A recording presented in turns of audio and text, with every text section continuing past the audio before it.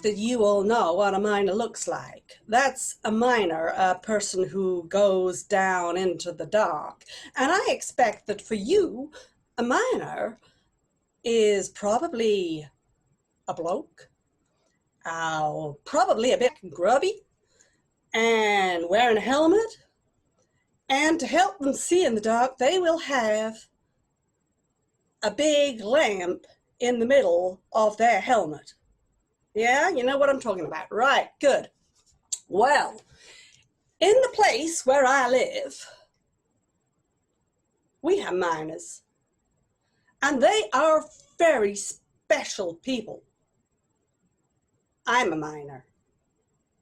You might not think that to look at me, because I am not grubby, and I do not wear a helmet, and I do not break my fingernails by shoveling in the dark.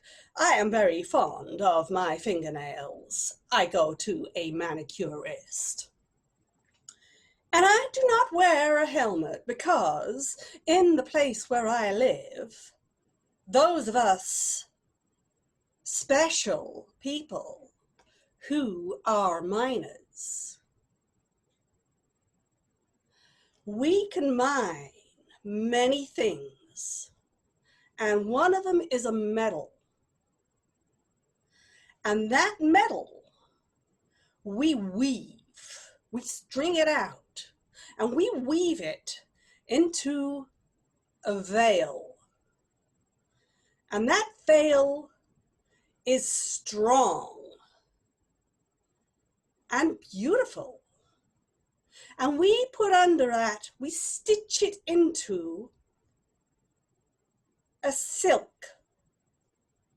And the veil and the silk we wrap around our heads, and that protects us from the hard rock that surrounds us. And I'm going to tell you another thing that is different between our miners and the miners that you think you know about. We do not wear lamps in the middle of our heads. We do not have to. Because those of us who have that calling, we have something special. And I expect you've heard of it, because I know that you have it in the place where you live. It is a third eye, right here in the middle of my forehead. You can't see it. You have one too. And I know that you think it is something called the pineal gland. And I know that your healers and your spiritual people, they rub that gland. And it gives them clarity of thought. And it gives them creativity. But my third eye is different. And my mama opened my third eye when I was 10 years old. We have a special ointment. It's red, it's waxy, and it smells so strong. But when we rub that on our third eye, it opens our eye. And we can not only see into the dark, but we can see through the darkness. Our eyes do not shine like a lamp, but they see underground. They see the precious metals, the precious stones, for we have all of those things. And that makes us very rich, because it is only in the place where we live that we have the miners. So we go underground, we go through a gateway. And my third eye takes me down into the dark. And it not only helps me to see through the dark, but I see through the walls of the mines. I can see at an arm's reach the stones, the precious metals, the fuels. As I said, I do not like getting my hands dirty. I do not like getting any part of me dirty. And once I have seen where those metals and those stones lie, I can put my hand against the rocky wall and I push, and my hand goes into the wall and I can reach out those metals and pull them out of the wall. And there they are, sparkling in my hand.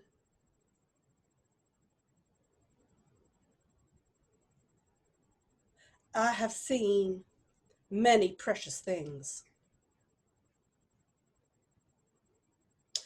For my third eye does not only help me to see the metals and the stones and the fuel. Sometimes I see bones of long ago creatures, or ferns, leaves. Once I saw a lizard, a long bony lizard.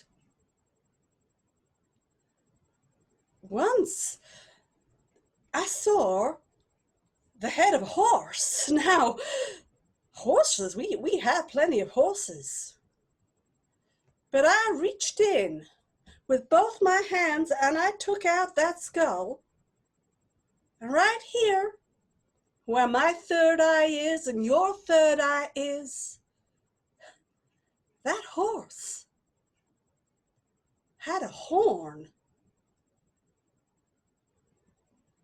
of opal, a beautiful twisted opalescent horn. That was perhaps the strangest thing I have ever seen. And I knew that that was not for me, that I had been given a moment to see this thing, and I pressed back on the rock and I put it back where it should be, and I closed that wall, and I hope that nobody ever finds that thing again. But the story I want to tell you today, and this is the reason how I know about you, is one day I was down the mine and I was just looking. I was just looking at all the mysterious things that were buried deep in the walls. And then in the distance, I saw something that I'd never seen before. And I knew it was something special. So I put my hands on the wall and I pressed and I reached into the wall. And I could not reach it. It was just beyond my grasp. So I reached even deeper. I stretched my arm into that wall. And I felt my body start to follow where my arm was going. And that has never happened before. I've never heard that happen to anybody. And as I almost got to the object, I heard another voice. Now we do hear deep in the mines. Sometimes we do hear knockings and scratchings and whisperings and whistles. And when we hear these things, we know that we should not be going in that direction. And this was a voice. It was not a noise, it was a voice. And as I reached to touch the object, it said, "Mine." And my heart stopped. I held my breath. But I am not a coward. I am chosen. And I thought, this object has called to me.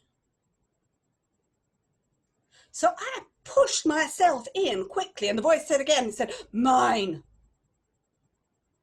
And I pushed and I pushed, and I reached forward and I got hold of the object and I grabbed it. And I pulled it towards me, and it was not hard. I have never found anything in those walls, in those depths, that was soft. And I was scared, but I knew that it was meant for me. So I grabbed hold of it, this soft thing, and I pulled, and the voice said again, "Mine." And I pulled. And what I got was a large, soft animal. And it looked at me, and I looked at it. And as I looked into its eyes, I felt myself being pulled in another direction. And before I knew it, myself and this big, soft, floppy, warm animal, we were somewhere else quite. And I could hear the voice behind me going, "Mine, mine." And it faded and it faded and it faded away. And I was in a room. I was in a room with a child. And the child reached towards me. And the child said,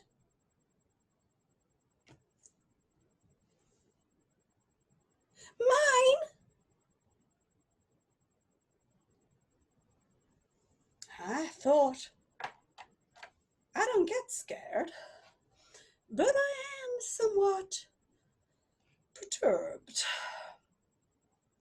So behind me, I had a monster saying, "Mine." And in front of me, I had a small child saying, "Mine." And the child had been crying. And he held his arms out and he said, "Monkey, monkey." And I gave this thing to the child, and it held its arms out and it wrapped around it, and it smiled at me. And it looked at me and it said, "Monkey, mummy, monkey." I thought, I am not this child's mummy.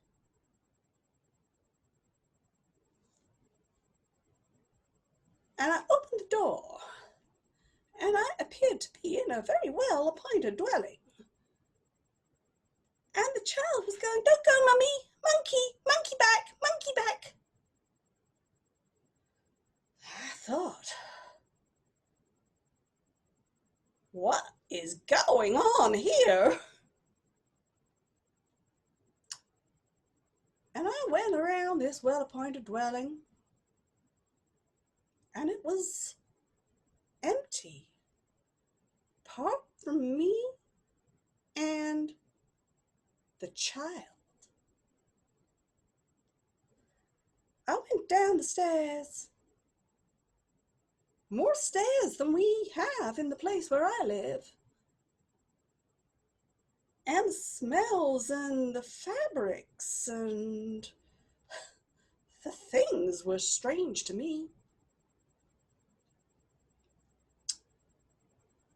But I opened the last door that I came to,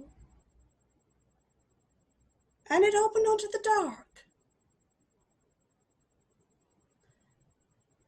And as I opened that door, a voice said, "Mine!" I shut that door.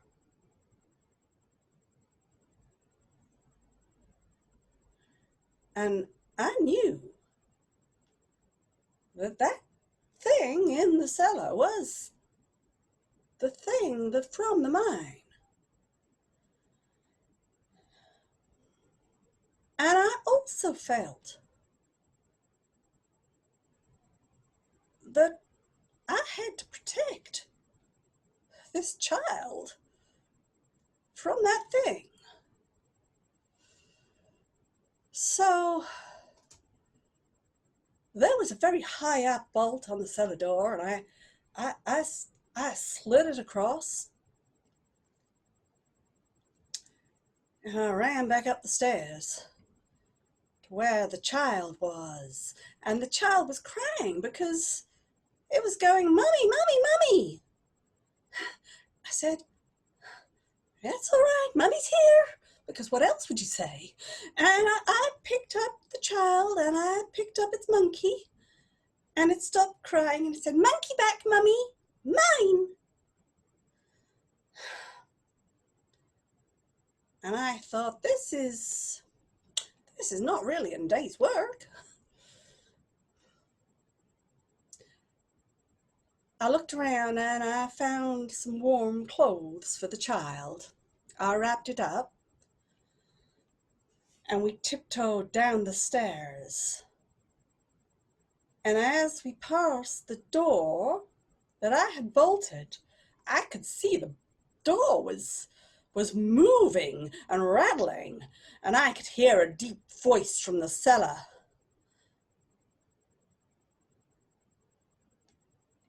And it was still saying "mine," but now it sounded almost distressed. If a scary voice can sound distressed. I found the front door, and we stepped out into the street. And the street, now I have never seen anything like this before. Well, I know you will believe it because this is where you live. It was white. So cold. I'm not used to cold. Our minds are warm places. They are full of the heat of the earth and the breath of the dragons. And I know you are going to find this hard to believe, but we do not wear shoes. And my feet did not like this cold, wet, white stuff. I had on my little shirt, my shorts, and I had on my miner's veil made of metal and the most beautiful silks. When I go, which I'm old and it will not be long, but when I go, they will bury me with my veil in my mind. You're not going to have it. Anyways, I knew that I could not cope with that level of cold. And though I had wrapped that baby up, that little child up, I did not think that he should be out of that either. So I stood for a second on the doorstep, and I thought, and I thought, and I thought. And we went back into that house.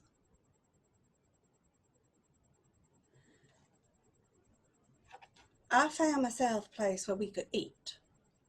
There was food in there. And this child kept saying to me, it kept saying, "Mommy, Mommy."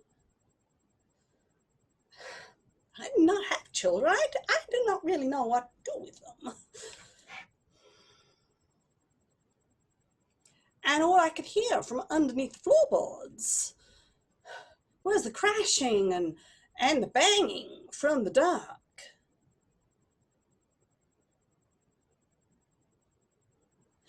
And my third eye did not really seem to see in the same way as it would do in the place where I came from. I could not see down into that cellar, that dark place, to know what it was that was down there.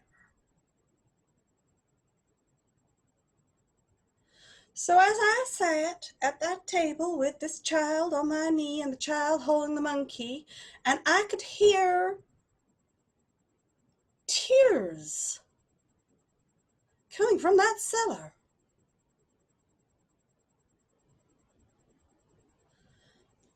So I thought, I have a child and I have a big fluffy monkey. I know what monkeys are now, and I know it's not a real one. It's just a stuffed toy.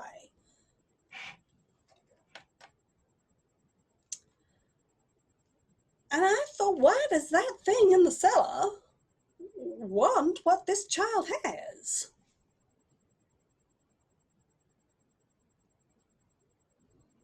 And I also thought, this is not a good place for me. I need to get back home. And this child needs his mama. I don't know where his mama is. And I got to wondering, all children like soft things. When I was a child, we had soft, fluffy, round spheres that we could squeeze and stroke and throw. And on cold nights, they would become warm, and in the heat, they would be cold. And all children played with them and their softness. And I got to wondering if maybe, just maybe, that thing in the cellar was a child. All living things have children. So I went and I had a look around all the cupboards. And I found myself a big furry coat. And I found myself a hat.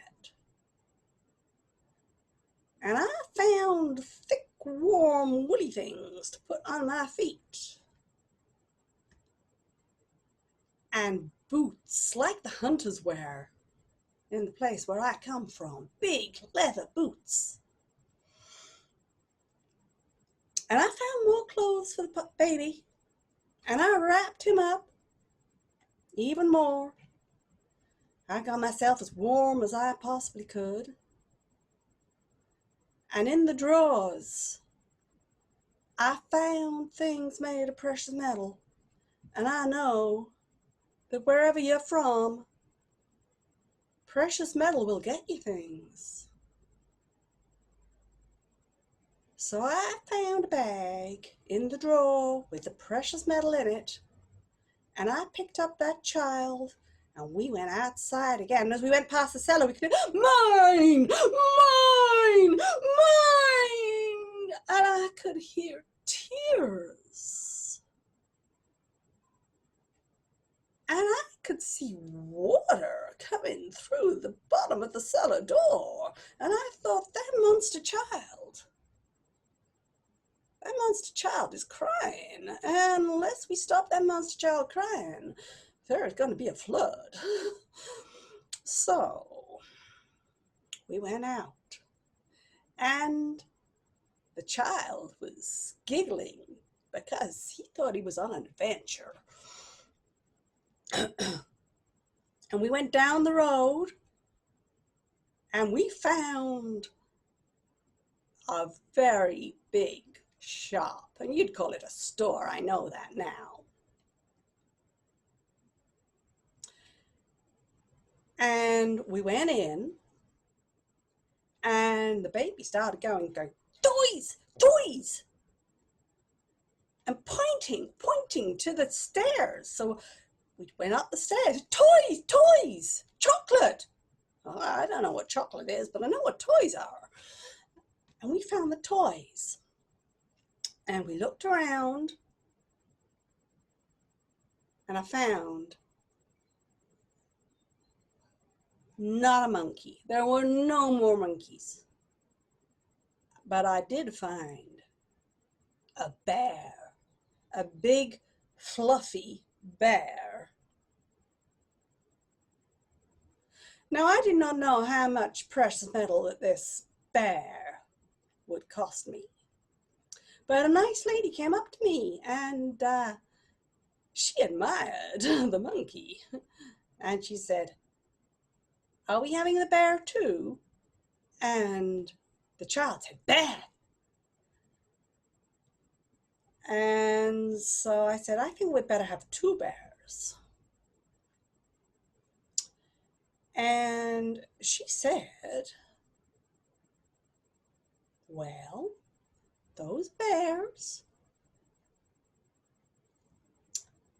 she even said, those bears, madam,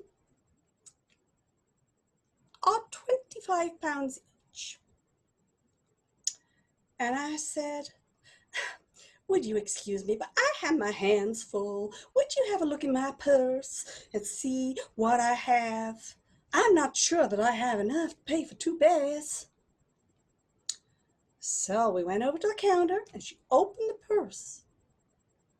She said, madam, you have more than enough for 2 bears. I said, would you mind taking that out for me, please? So she didn't take out the precious metal. She took out bits of paper, and that kind of confused me a bit because that's just a tree.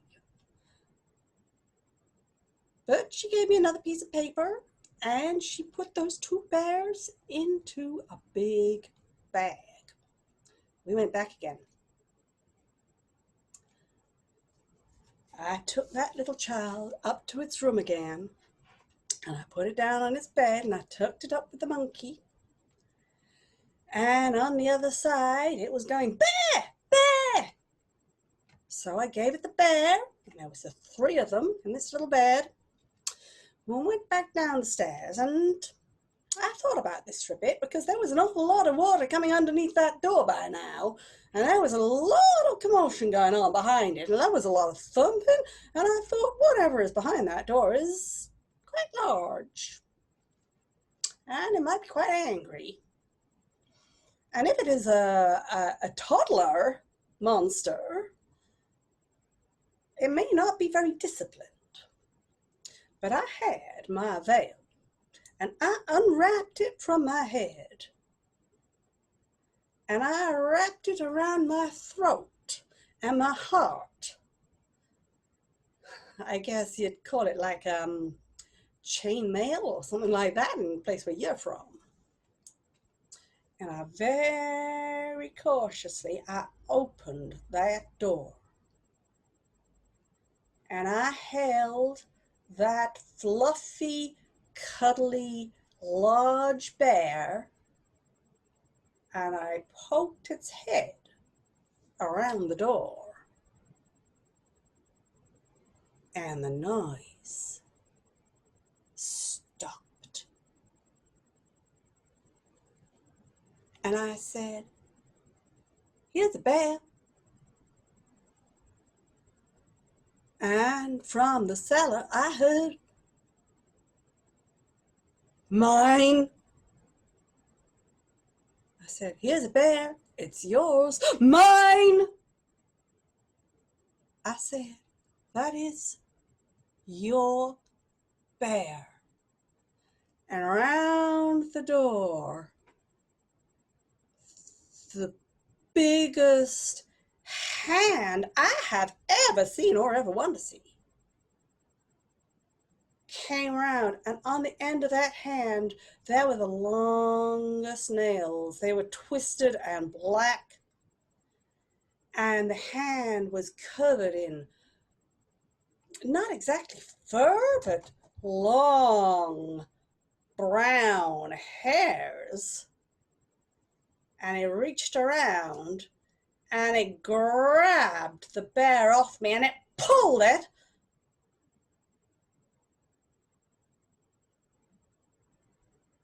And I heard, going into the distance, I heard, "Mine!" And I thought, well, that's got me out of that one then. And I thought, well, what do I do now? Because I'm stuck somewhere where I shouldn't really be. So I went back upstairs to where the child was sleeping. And I looked at him and I looked. He had the monkey, he had the bear. And I thought, well, it was the monkey got me here.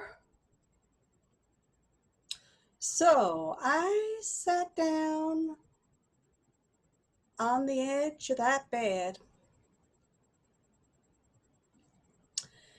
And I remembered that in my pocket, I had my little pot of special ointment. And I got my pot out and I dipped my finger into the red ointment and I smelled the wonderful and reassuring sharpness of its smell, and I rubbed its heat onto my third eye. And I felt my third eye opening, which it had not done in the place where you live. And I picked that monkey up and I held it. And I guess I must have fallen asleep, because the next thing I knew, I was standing against the wall of my mind, asleep, standing up.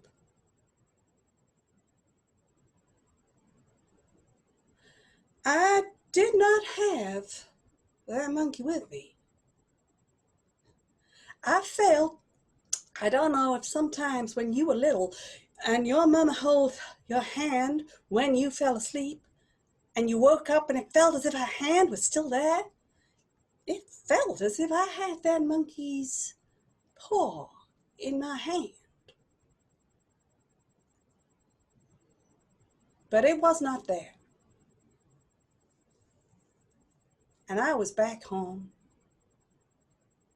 And all around me in the dark, I could see the precious metals in the walls. And far, far off in the distance, in the very depths of that mine, in the darkness, I could hear something laughing, going, "Mine, mine, mine."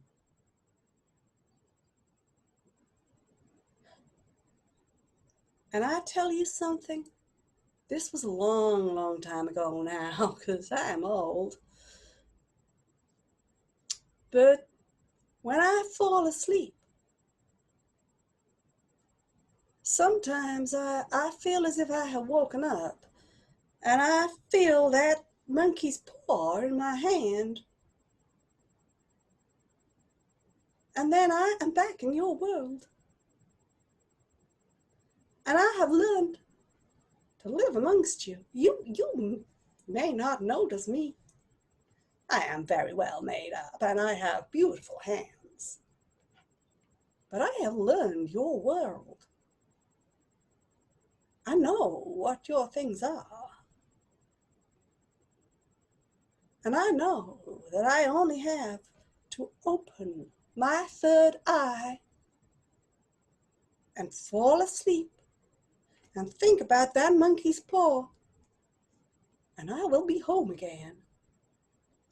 And I think that I have taught some of you about your third eyes. And I also, in your world, have learned to market my little ointment. It is very popular for a wide range of conditions.